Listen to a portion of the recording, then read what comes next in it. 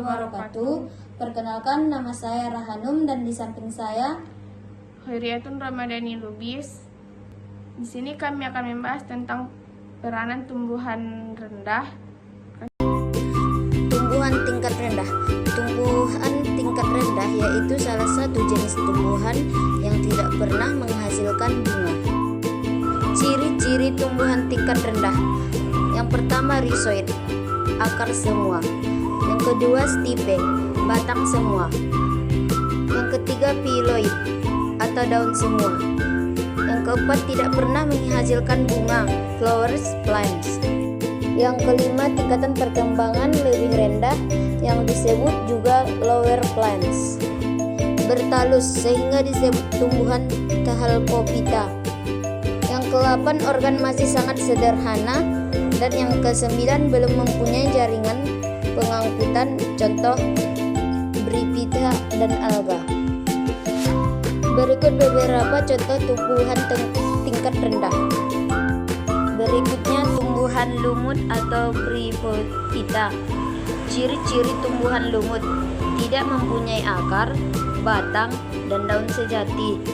Lumut hanya mempunyai akar semua berupa rhizoid, batang semua, dan daun semua. Rhizoid berfungsi untuk melekat pada tempat tumbuh serta menyerap air dan unsur hara. Lumut biasanya tumbuh di tempat yang lembab, basah, atau berair. Lumut ada yang berbentuk beledu dan ada yang berbentuk lembaran. Tidak mempunyai pembuluh angkut. Daun semuanya kecil, sempit, panjang, tidak bertulang daun.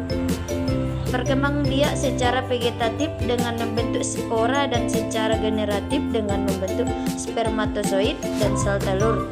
Bagian yang menghasilkan spermatozoid adalah antheridium dan bagian yang menghasilkan sel telur adalah archegonium. Berikut lumut, daun, dan bagian-bagian. Metagenesis atau pergiliran keturunan tumbuhan lumut adalah sebagai berikut. Tumbuhan lumut adalah generasi gametofit. Antheridium dan archegonium terletak di bagian puncak dan tumbuhan. Antheridium yang masa akan melepas sel-sel sperma. Sel-sel sperma berenang. Pembuahan terjadi apabila kondisi lingkungan basah menuju archegonium untuk membuahi ovum.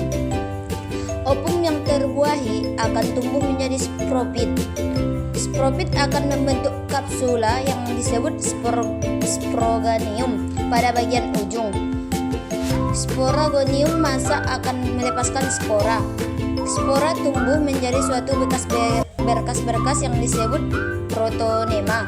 Berkas-berkas ini tumbuh meluas dan pada tahap tertentu akan menemukan gametofit baru.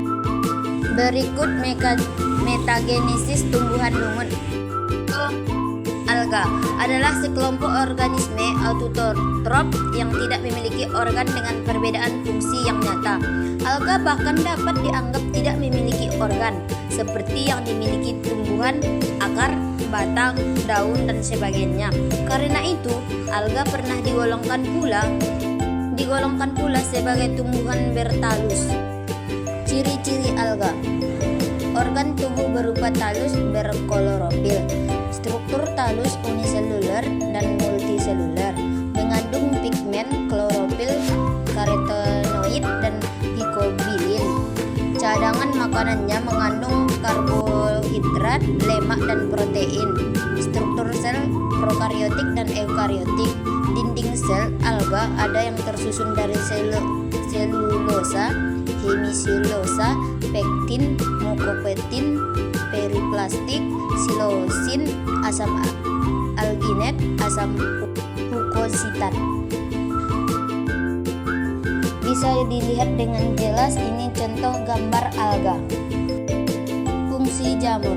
Ciri-ciri: organ tubuhnya berupa talus tanpa klorofil. Talus fungsi berupa benang-benang yang disebut filamen, tidak berklorofil sehingga tidak berfotosintesis. Simbiosis yaitu bisa berupa lianse dan mikoriza. Dinding sel terdiri dari kitin dan selulosa. Struktur talus aseluler, uniseluler, dan multiseluler. Berikut beberapa gambar jamur. Pengantar, tumbuhan rendah. Tumbuhan rendah sederhana tanpa jaringan pengangkut sejati. Contoh, alga, lumut, paku muda, penting dalam ekosistem dan kehidupan manusia. Peranan ekologis, produsen utama di perairan, alga menghasilkan oksigen, menyediakan habitat, lumut sebagai tempat hidup mikroorganisme,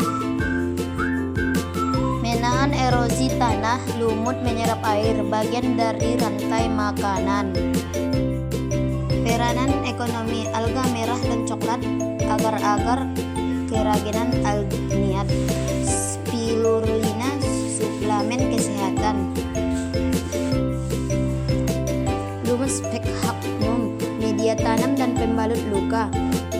Paku-pakuan tanaman hias dan pupuk hijau.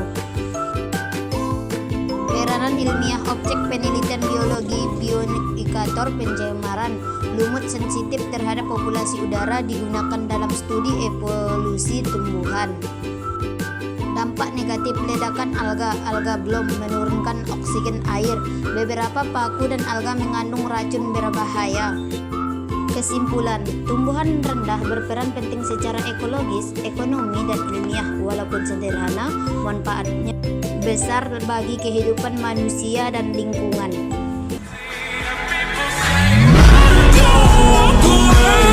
She's sweet but a psycho.